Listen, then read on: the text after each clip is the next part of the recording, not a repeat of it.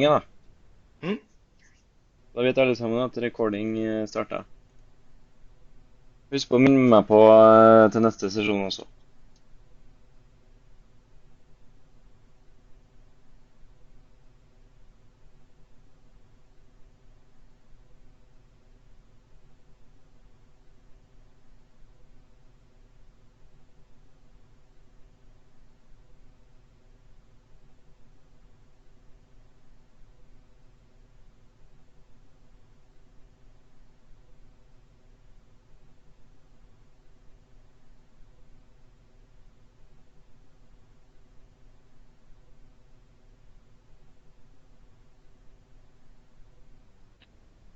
Okay, let's start.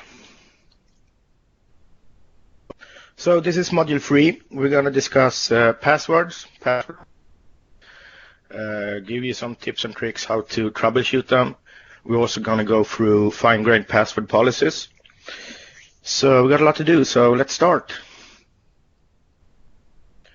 So password security plan for your network, and users, or many users, see password as a nuisance. But however, the security of your enterprise relies on a combination of password uniqueness, and password lifespan. These three items help you to defend against dictionary attacks and brute force attacks. So, a dictionary attack occurs when a malicious user tries known words that are in a dictionary, and a number of common password names to try and guess a password. A brute force attack occurs when a malicious user tries all of the possible permutations until one is successful. Because most users prefer passwords that they can easily remember, dictionary attacks are often an effective method for a malicious user to find a password in significantly less time than they would with a brute force attack. So that means the strength of a password depends on how many characters are in the password, how well the password is protected from being revealed by the owner, how well the password is protected if it is intercepted by a malicious on the network, and it's also how difficult the password is to guess. Even good passwords that are protected by cryptography on the network and that are not subject to dictionary attacks can be discovered by brute force in a few weeks or months by a malicious user who intercepts the password on the network. Currently, several attack methods are based on guessing weak passwords by using dictionary and brute force attacks. Frequently, a malicious user will guess a number of passwords during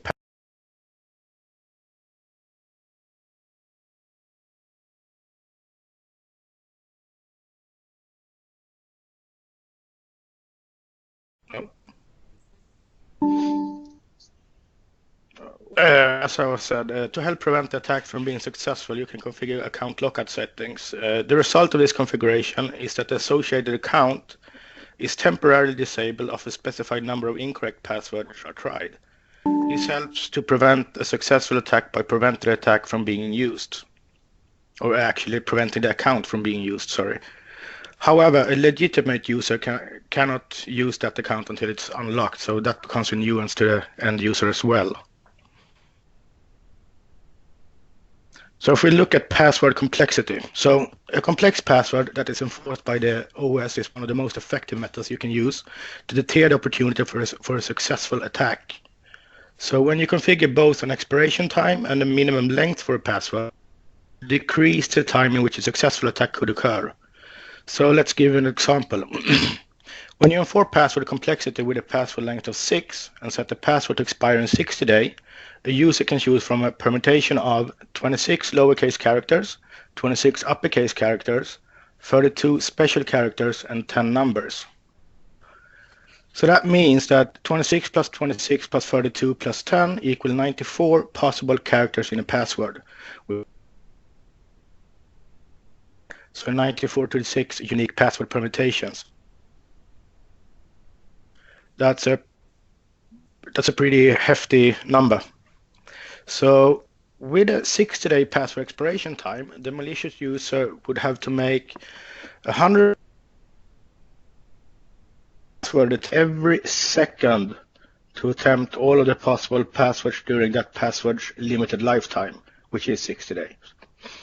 If it takes only 50% of the permutation, a malicious user would have to attempt to log on to the computer about 66,538 times every second to discover the password before it expires. So, in order to decrease the chances that the malicious user has to discover the password, you can use a password possible password permutations exceed 64 trillion. Up here, 7 characters, 94 to the 7th. So when you compare the calculations above that have a password length of 6 to the calculations below that have a password length of 7, you will notice that a malicious user would have to log on to the computer about 6,254,666 times for each second that the password is valid in the 60-day expiration time that you set.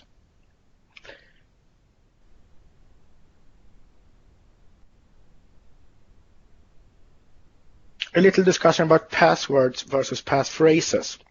Since in the last slide, we talked about the number of characters you should have. The thing with passphrases is you actually have words versus characters to crack. And first of all, a passphrase usually has spaces, passwords don't. A passphrase is much longer than the vast majority of words, and more important, it's longer than any random string that you can actually remember. So I have two, let's see if I can use this laser pointer. So you have two, you have a normal password, and you actually have a passphrase. And talk to end users, they usually tend to think that password to remember, and of course when you use passphrases it becomes a very long password, and Windows can handle that from Windows 2000 and later OSs. Another thing you can do is what I try to teach my users is, let's start to substitute, let's say, E to a number. So do we TIM 3 exclamation mark, and you do that, and then you continue to use cases will become really, really hard to crack. And there is a great free piece article about it that I have the link to here. It's written by Jesper. Real quick.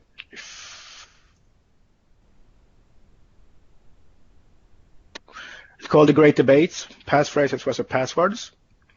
And here actually he adds some math into it as well. So first installment is the fundamentals and describe how they are stored. Then he goes to relative strength. And then the last installment where he concludes the series and offer guidance how to choose this website and read it, because it's very interesting. At least I think so. Any comments on password versus passphrases? Comments? Lasse, do you have any comments? No. Thank you. Just a quick poll. Are some of you using passphrases as a normal thing in your environment? Just type in the chat window.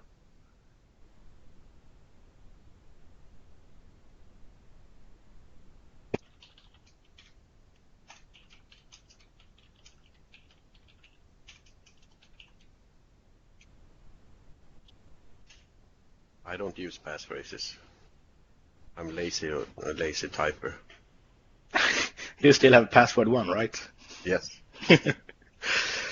I encourage you to think about it, because, as I said, the end users, instead of having post-it on the screen, they might have an easier time to remember passphrases. And when you read the article, you will see the mathematical. So, in the terms of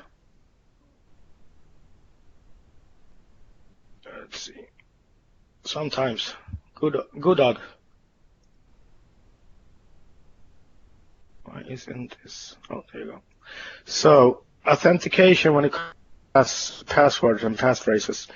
Well, the authentication occurs, and I'm talking about and Kerberos here, is when the process of validating a username and password on a domain controller.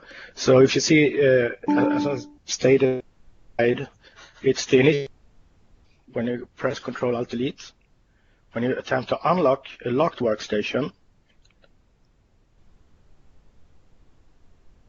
if you have a password protected screensaver, and also users, scripts, program, devices, or services that attempts to connect to network resources by using either a map drive or a universal naming convention, a UNC path. And I have a slide in a couple of slides where I will talk about the most common scenarios, and on that slide I also want some input from all of you guys. But you have to note that an account is locked out may still be able to gain access to some resources if the user has a valid Kerberos ticket. So the ability to access the resource ends when the Kerberos ticket expires. However, the user who is locked out or the account can renew the ticket.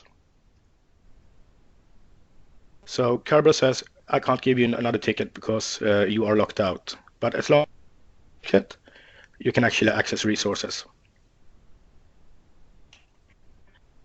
So I have an animation here, but I'm going to go through in detail what happened, and I'm going to show you the animation. So the client computer presents the user logon to a domain controller. This indicates the user's account name and a cryptographic hash of the password. This information can be sent to any domain controller. It is typically sent to the domain controller that is identified as the closest domain controller to the client computer. I guess you all heard that the client uses the domain controller closest to itself, and preferably in the same site. That it's not 100% true, no matter what the document. What you should do to ensure to control your logon traffic is to configure mnemonics. Mnemonics is something you configure in a GPO and apply it to domain controllers. Basically, saying is you have two levels of presenting yourself or your service record. It's within the site or globally. I know you can do this granularly as well, but just to understand mnemonics. So if I have a site in Hong Kong, I don't want that domain controller to do any authentication to my users in, let's say, Europe, because I want to go to the closest data center or the hub center. So I actually configure the domain controller in Hong Kong not to publish its service records outside their own site, and that's how you control it, and you have a better authentication environment and easier to control. So when the DEC detects that an authentication attempt work and a condition of status wrong password, status password expired, status password must change, or status account locked out is returned, the DC forwards the authentication attempt to the PDC emulator. So essentially, the domain controller queries the PDC to authoritatively determine if the password is current. The domain controller queries the PDC for this information because the domain controller may not have the most current user. By design, the PDC emulator So the authentication request is retrieved by the PDC emulator to verify that the password is correct or not. If the PDC emulator rejects the bad password, the emulator operations master increments the bad password count attribute for that user, then the PDC's authority on the user's password validity. So the failed logon result information is sent by the PDC emulator to the authenticating DC. The authenticating DC also increments its copy of the bad password count attribute for the user object. The authenticating domain controller then sends a response to the client that notifies the domain controller that the logon attempt did not work. So as long as the user continues to send incorrect credentials, to the authenticating DC, logon attempts that failed because of an incorrect password continues to be forwarded to the PDC until the threshold for incorrect logon attempts is reached, which is set by policy. When that occurs, the account is locked out. So if we look at the animation, I have a client on the bottom down here. So I try to log on. DC1 tries to authenticate me. Since I have a bad password, the DC will chain my request up to the PDC FISMOL. PDC looks in its database and say, no, that's a wrong password. So increment bad password count to 1. I send back the results, and it goes all the way down to the client. What you need to know is the bad password count is local on each DC. I try to log on again. Now is DC2 who tries to authenticate me. It says it's wrong password. It sends me to the PDC emulator. So it acknowledged that it's a wrong password. So it increases the bad password count to sends the response back. I try to log on again. Again to DC2. You see bad password count is now incremented to 2. Validates on the PDC emulator, which says, no, now you hit the lockout level. So it sends back lockout to DC2, and DC2 sends the lockout to the client. Then it do urgent lockout notifications to all DCs. So now the PDC tells every DC that this account is locked out. So no matter if I try to log on again and end up on DC1, I will still be locked out.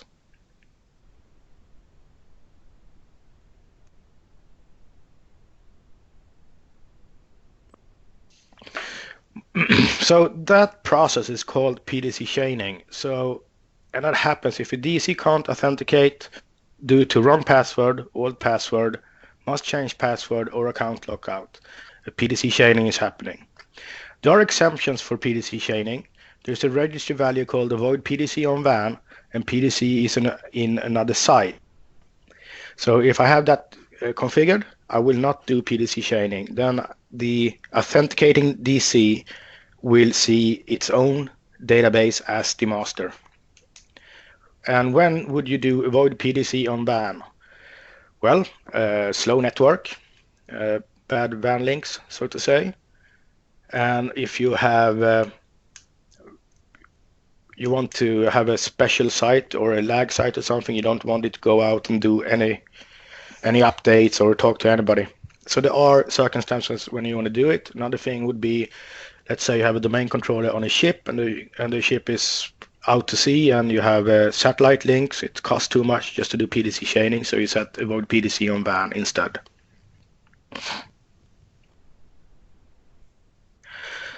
So a little about account lockout troubleshooting.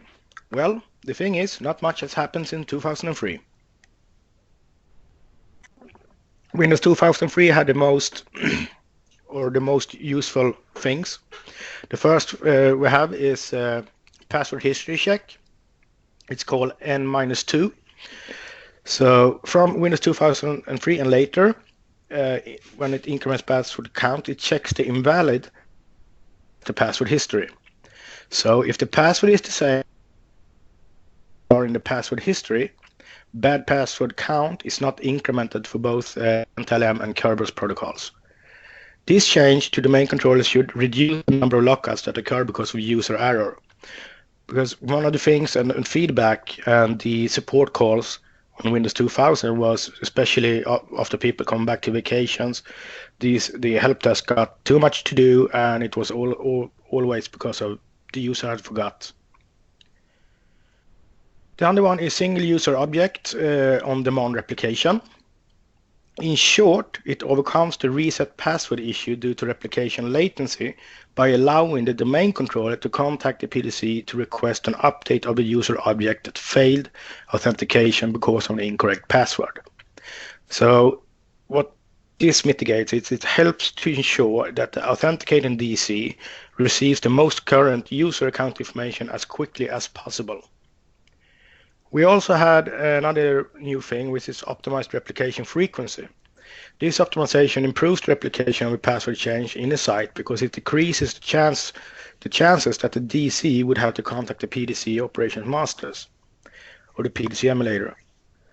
For network clients, you have the auditing logon changes, which are entries for logon and logoff events.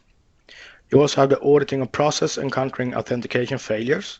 So you had new information is added to the security event log when the authentication failures occur. That is caller username, caller domain, caller logon ID, and caller process ID. You also have to note that in order to use the process ID, you need to turn on success auditing for audit process tracking events. So otherwise you won't obtain the PID for the associated event. The other thing that we will look at in the demo as well is a tool called lockout status. The lockout status displays bad password count and the time and information from all the domain controllers within a domain. We also have immediate replication, which I mentioned.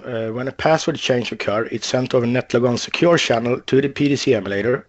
This is done by RPC and includes the username and new password information, which will then be stored locally on the domain controller. And we also have urgent replication. Urgent replication ensures that critical directory changes are immediate. With urgent replication, an update notification is sent out immediately, regardless of the notification delay. The reason for this design is allow other domain controllers to immediately request and receive critical updates.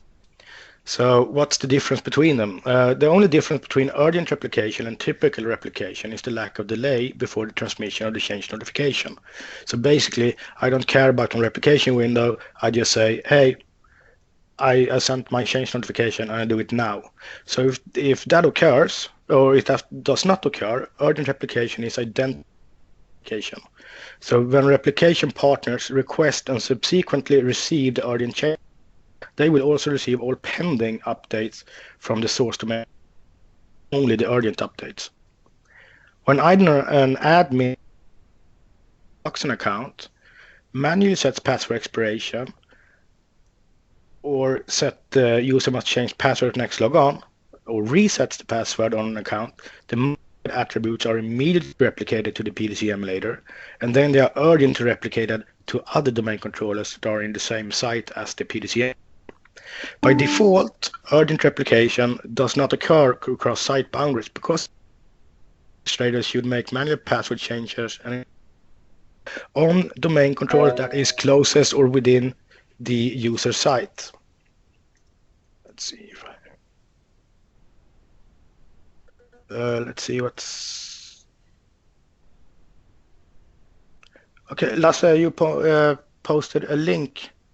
Do you mind telling us about it? Yeah, that's about the mnemonics and SRV records for domain controllers. Perfect.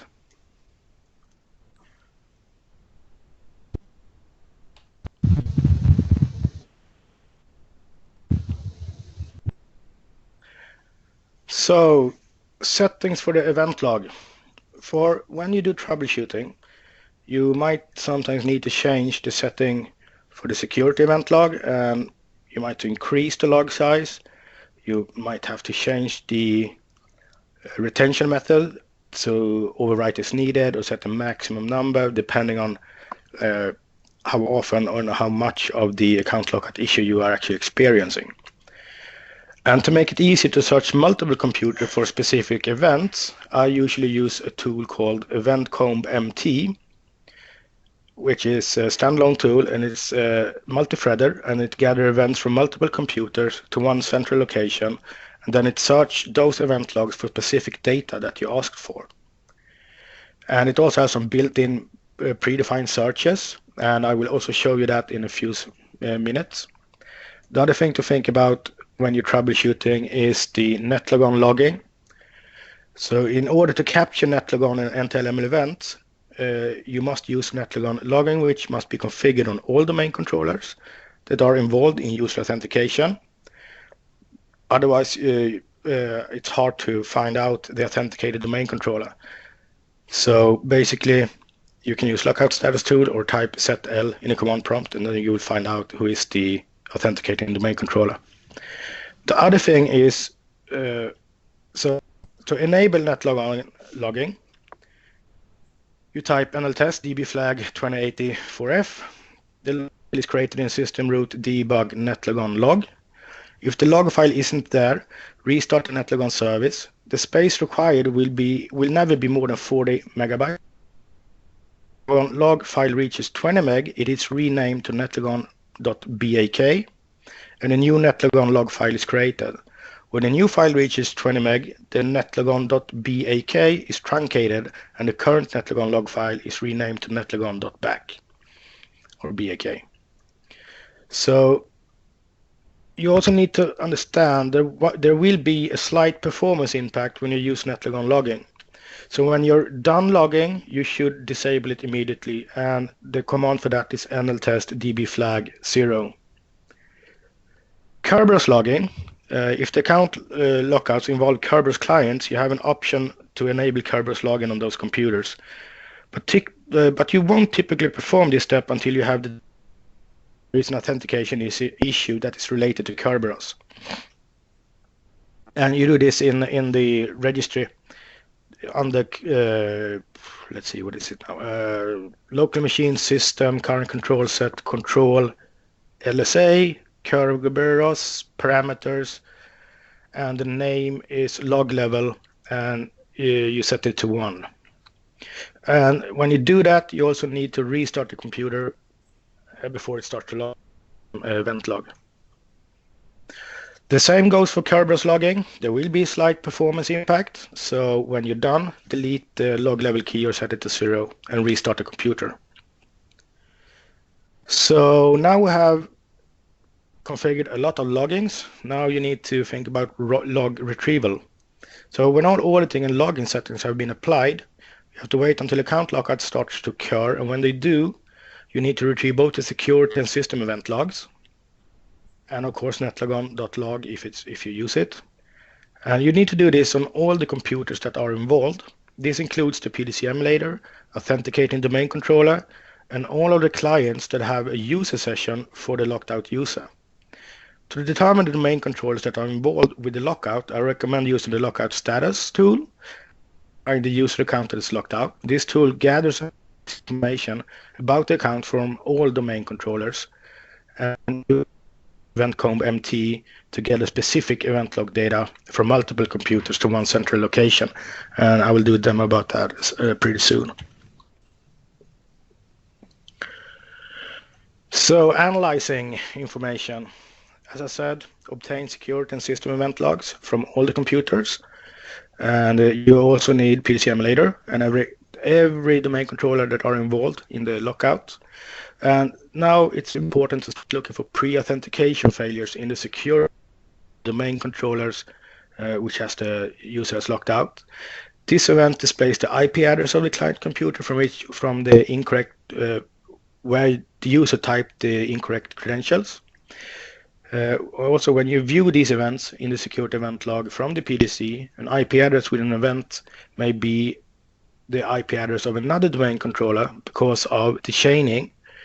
So if this is true, obtain security event log from that domain controller to see the event to find out the client. So you see, it is very much like you have to be methodical and understand what's happening underneath the GUI, and you have to take one step at a time. So when you actually know which client computer is sending the invalid credentials, you need to determine the services, the programs, map network drives on that computer, and also if this information is not revealed, you need to start perform network tracers from that client computer to isolate the exact source of the lockout. And later on, I will also discuss a little bit on the most common causes. So if I would do step by step, verify DCs and client computers are up to date with service packs and hotfixes. to configure your computers to capture data, enable auditing, netlogon, and Kerberos logging, analyze data from security and netlogon files.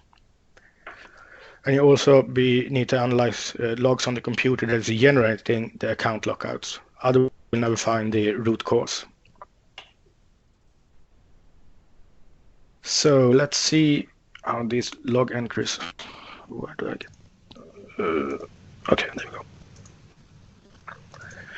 So what I've done here, since I know the event IDs that I want to look at, I created a custom view.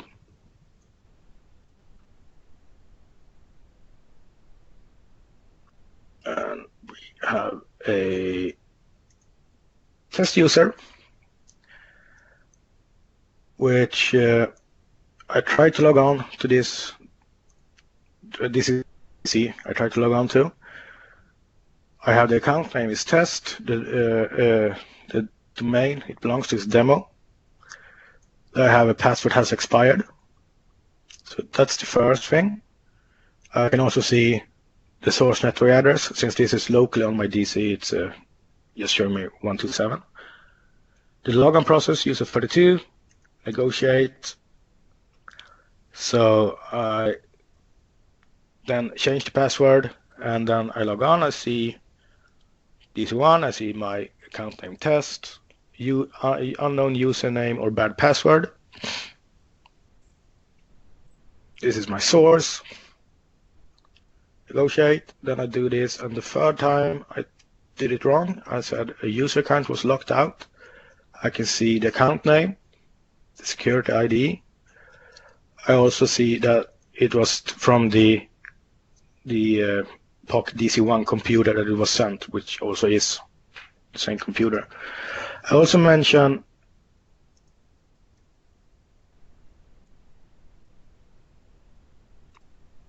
lockout status tool. It's test I want to see. Gather information. So let's assume I had 50 domain controllers. I will see the domain controller name, the site, the user state, which is locked. The bad password count is 3. Last bad password, last night at 9:54.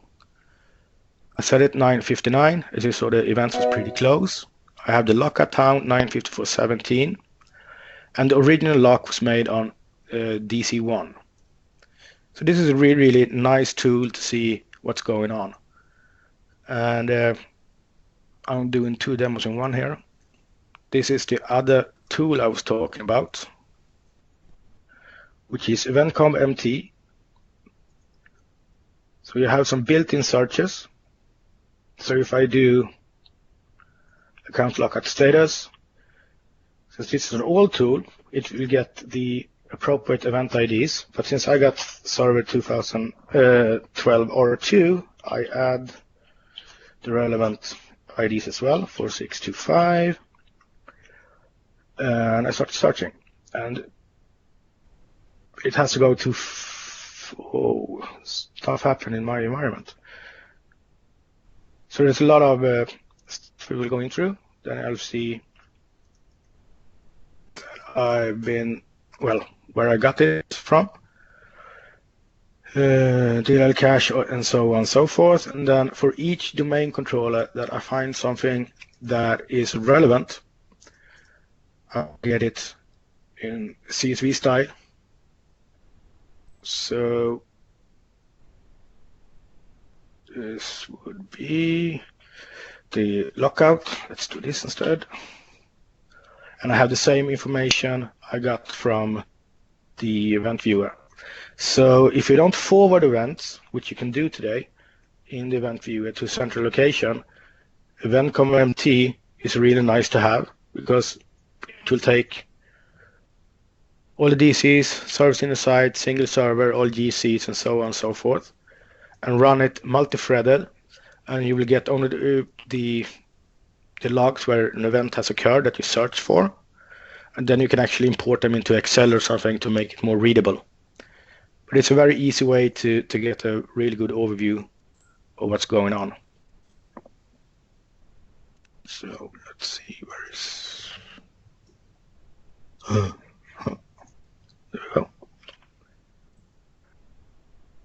So some common causes for account lockouts.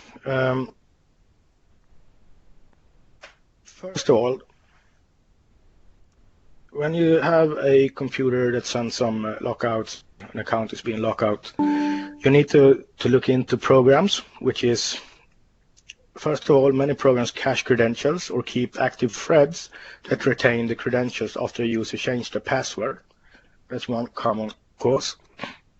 Service accounts.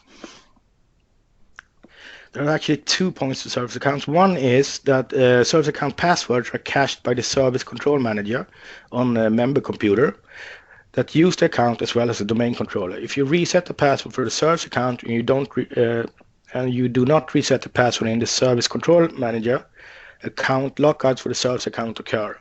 This is because the computer that has this account typically retry logon authentication by using the previous password.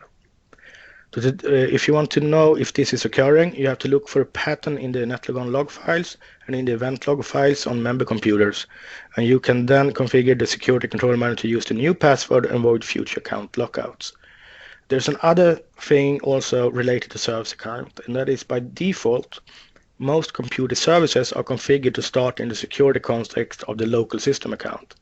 However, since you can manually configure to use a specific user account and password, you need to configure a service to start with a specific user account and password, and if you change it on the DC, you need to change it locally as well. Bad password threshold is set too low. It's a very common misconfiguration issue. Many companies set the bad password threshold register value to a value lower than the default value of 5. If you set this value too low, false try invalid passwords. User login on multiple computers. Since a user may log into multiple computers at once, programs that are running on those computers may access network resources with the credentials of the user who is currently logged on. If the user changes their password on one of the computers, programs that are running on other computers may continue to use the original password. So that is also one of the very common things to see. Stored username and password, which retains redundant credentials. If any of the saved credentials are the same as the logon credential, you should delete those credentials. The credentials are redundant because Windows tries to log on credentials when explicit credentials are not found. To delete logon credentials, you use the stored usernames and password tool. Schedule tasks. Well, there are many scheduled processes that might be configured to use credentials, and those credentials have expired. Persistent drive mappings. Persistent drives may have been established with credentials that subsequently expired. If the user types explicit credentials when they try to connect to a share, the credential is not persistent unless it's explicitly said by the stored username and passwords. Every time that the user logs off the network and then logs onto the network or restarts the computer, the authentication attempt will fail when Windows tries to attempt and restore the connection.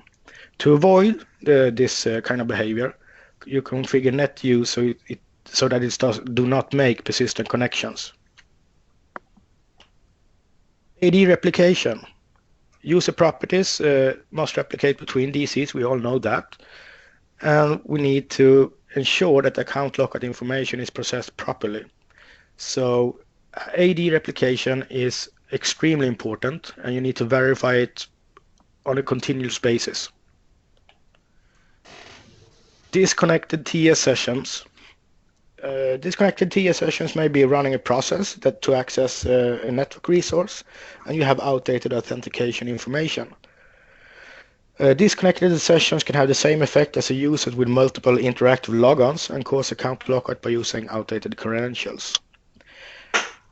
The only difference between a disconnected session and a user is logged onto multiple computer is that the source of the lockout comes from a single computer that is running terminal services. Here I want to see if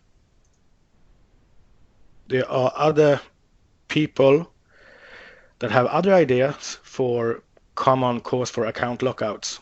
I know Lasse has one. We discussed it earlier this week. I put Lasse on the spot here. Okay. It falls in the category of stored username and passwords.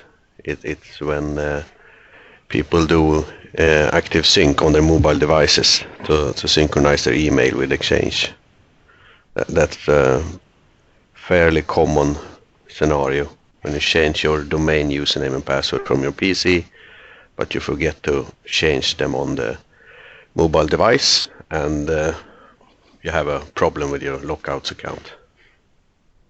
Yeah, and since I have multiple devices, that happens to me every time I need to change my password, to be honest.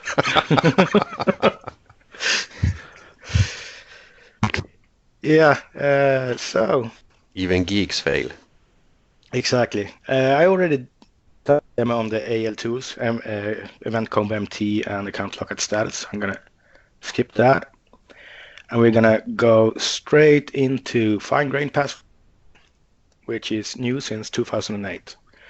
So, fine-grained password policies, what do they do? Well, you can use fine-grained password policies to specify multiple password policies within a single domain. Password policies to apply different restrictions for password and account lockout policies to different sets of users in a domain. So let's say an example would be you can apply stricter settings to privileged accounts or admin accounts and less strict settings to accounts for other types of users. So this was a really big issue before 2008 because your important users, you really wanted them to have complex passwords, and a normal end user, it would be okay with like 6-character complex password, like password 1. Well, it's not okay with password 1, but you get my idea. So, any special consideration? Yes. Fine-grained password policies apply only to user objects, or actually INET org persons if they are used instead of user objects, and global security groups. I hope you noticed that I said global security groups. So by default, only members of the domain admins can set fine-grained password policies. However, you can also delegate the ability to set these policies to other users. But you also have to have the domain functional level at Windows Server 2008. So fine-grained password policy cannot be applied to an OU directly. So if you want to do that, to apply fine-grained password policies to users of an OU, you can use a shadow group. So a shadow group is a global security group that is logically mapped to an OU to enforce fine-grained password policy. OU as members of the newly created shadow group and then apply the fine-grained password policy to this shadow group. You can create additional shadow groups for other OUs as needed, and if you move a user from one OU to another, you must update the group membership or the corresponding shadow group. Excuse me. So fine-grained password, which is important to know, do not interfere with password filters that you might use in the same domain. So organizations that have deployed custom password filters to DCs, they can continue to use those password filters for passwords. So what new functionality does it provide? First of all, to store fine-grained password policies, in Windows 2008 and later, we include 2 new object classes, which is password settings container and password settings. A PSC or password settings container is created by default under the system container in the domain. You can view it if you enable advanced view. And in this container, you will store the password settings objects, the PSOs. You can rename, move, or delete this container if you want. You cannot rename, move, or delete this container, but you can create additional customized password settings containers. To understand, they are not considered when the resultant set of policy, RSOP, is computed for an object. Therefore, I strongly not recommend you to do it. And I will talk in depth about RSOP in a slide or two. So a PSO has attributes for all the settings that can be defined in the default domain policy, except the Kerberos settings. So the setting includes attributes for the following password setting. You have enforce, maximum password age, minimum password length, complexity requirements, reversible encryption, and you also have lockout duration, lockout threshold, and reset account after. In addition, a PSO has the following two new attributes as well, which is PSO link. This is a multi-valued attribute that is linked to user and or a group objects. Precedent. This is an precedence. This is an integer value that is used to resolve conflicts if multiple PSOs are applied to a user or group object. So these 9 attributes are, which means you must define a value for each one of them. And you also need to understand that settings from multiple PSOs cannot be merged. We're going to create some rules later, you'll see it. So defining the scope of a fine-grained path. So as I said, it can be linked to a user or INET or a person or a global group, but these has to be in the same domain. A PSO has an attribute named MSDS PSO applies to, which contains a forward link to only user or group objects. The MSDS PSO applies to attribute is multi-valued, which means that you can apply a PSO to multiple users or groups. And you can also create one password policy and apply it to different sets of users or groups. There's also a new attribute named MSDS PSO applied, which has been added to the user and group object from Windows Server 2008. And the MSDS PSO applied attribute contains a backlink to the PSO. Because the MSDS PSO applied attribute has a backlink, a user group can have multiple PSO applied to it. In this case, the settings that are applied are calculated by RSO, which I will soon go over. You can link a PSO to other types of groups in addition to global security groups. However, when the RSOP is determined for a user or group, only PSOs that are linked to global security groups or user objects are considered.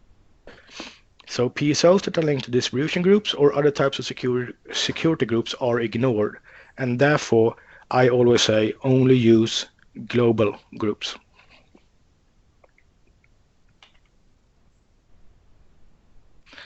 So RSOP. As I said, a user or group can have multiple PSOs linked to it, either because of membership in multiple groups that each have different PSOs applied to them, or because multiple PSOs are applied to the object directly. However, only one PSO can be applied as effective password policy. So directly, you should see up, that means it's linked to the user. Indirectly, it's linked to a group. Each PSO has an additional attribute named MSDS password settings precedence, yes, which is assist in the calculation of RSOP. The MSD password setting precedence attribute has an integer value of 1 or greater. A lower value indicates that the PSO has a higher rank or a higher priority than other PSOs. So as an example, suppose we have 2 PSOs that link to a user, and one PSO has a precedence of value of 2, and another PSO has a precedence value of 4. In that case, the PSO that has the precedence value of 2 has a higher rank and thus it gets applied to the object. And if you have multiple PSO linked to a user or a group, it's determined by these 3 steps. It's 1, a PSO that is linked directly to the user object in the resultant PSO. 2, if no PSO is linked directly to the user object, the global security group membership of the user and all PSOs that are applicable to the user based on those global group memberships are compared, and the lowest precedence wins. And if you have no PSO that can be calculated from the above conditions, the default domain policy is applied. My personal recommendation is that you assign a unique MSDS password settings precedence value for each PSO that you create. But however, you can create multiple PSO with the same MSDS password settings precedence value, but I still don't recommend it. Sometimes just because you can doesn't mean you should.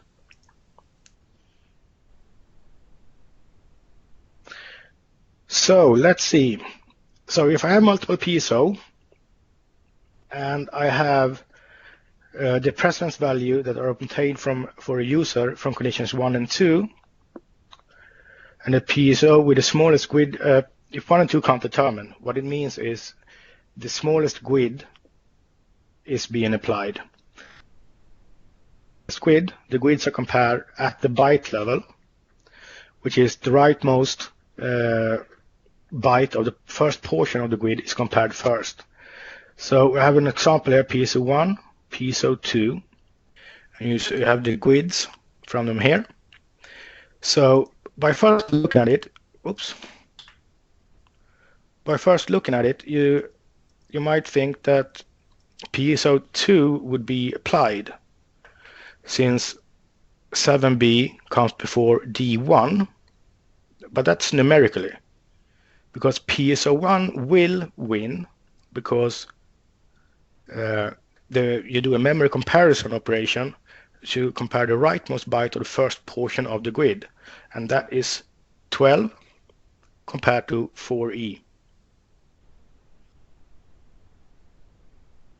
So that is how you compare the GUIDs. Crystal clear.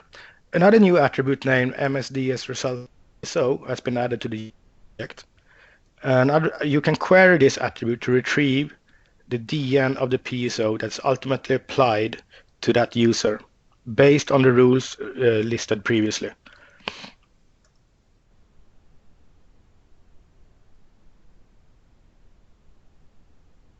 And yes, let's see. Yeah. So the user object has actually 3 bits that overwrite the settings that are present in the resultant PSO. And those bits can be set in the user account control attribute of the user object. And those is reversal password encryption required, password not required, and password does not expire. So these 3 bits continue to override the settings in the resultant PSO that is applied to a user object. Security and delegation. Ooh, I'm running out of time. So by default, only members of the domain admin group can create PSOs, but only members of this group have the create child and delete child permission on the password settings container object.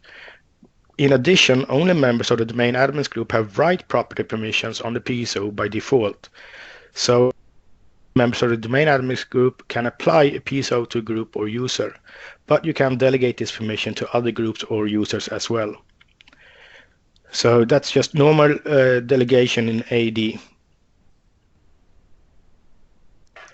So let's do a demo of FKPP. Oh, I have a long question here.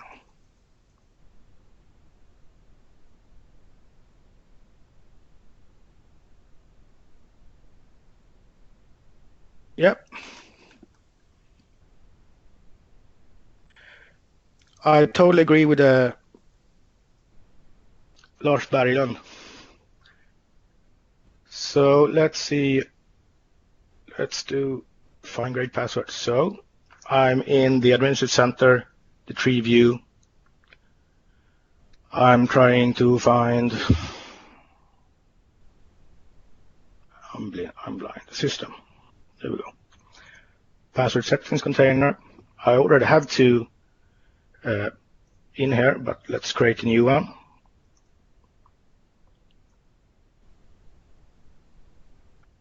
So let's do new test. We do precedence of 2. I getting this was the default. I want to apply it to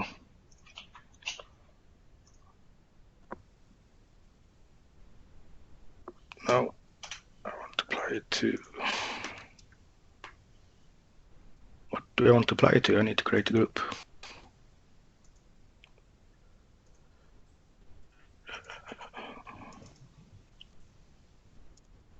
sec bmvs.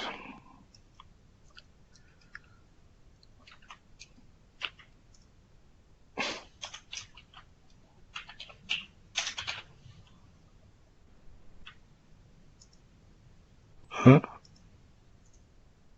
Yes, sorry. You see when I try to do demo?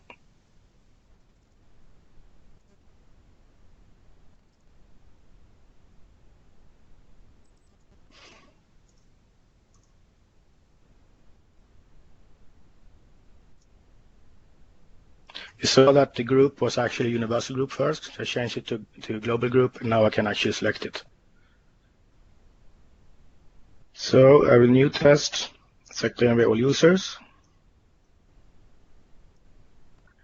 And that's how I create the fine-grained password policy. So I have I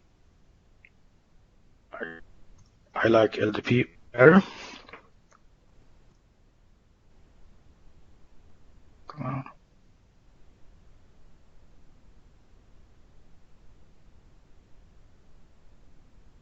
Always fun when you do a demo and you do it in virtual environment.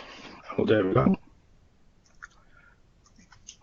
It's just easier to show by doing this. So I have, let's say, the ADFS users group. This is my password policy. I have everything, and it's the PSO applies to, which is the ADFS users. So if I, for example, go to find this user under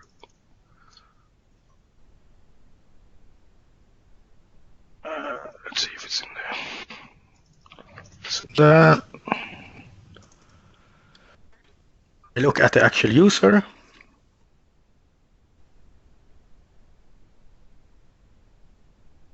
And we are looking for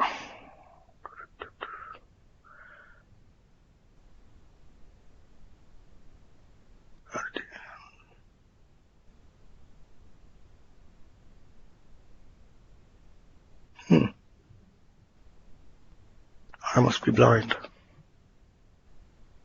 Okay, let me do it easier.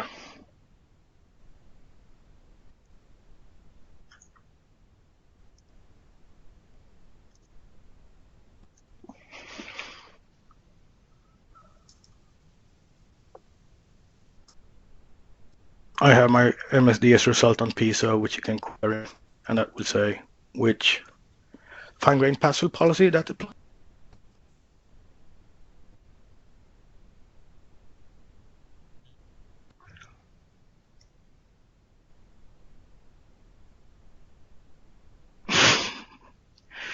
Okay. Let's go back to the presentation. So as you saw, it was really easy to create a fine-grained password policy. And I actually have 1 minute, so I'm gonna give you a demo out there because I mentioned that there are other password filters out there, third party that you can use. Here's actually one.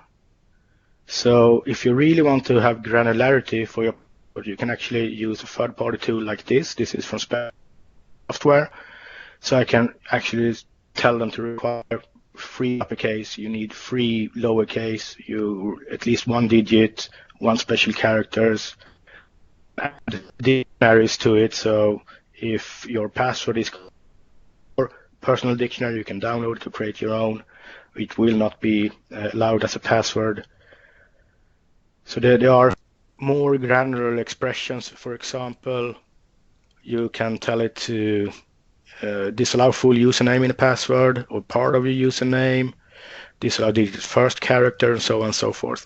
And that is the kind of third-party tools I mentioned that fine-grained password will not interfere with a solution like this. But if you want total control, there are tools out there that can give you granular control on a much deeper or higher or better level, depending on how you want to say it. So by that, I'm done for the day. Any questions?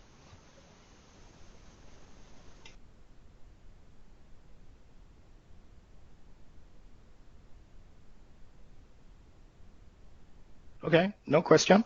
10:30, Lasse will be on stage. Excuse me, I didn't hear the question. No, thanks, Jimmy. It was awesome, as usual. So I'll see you 10:30.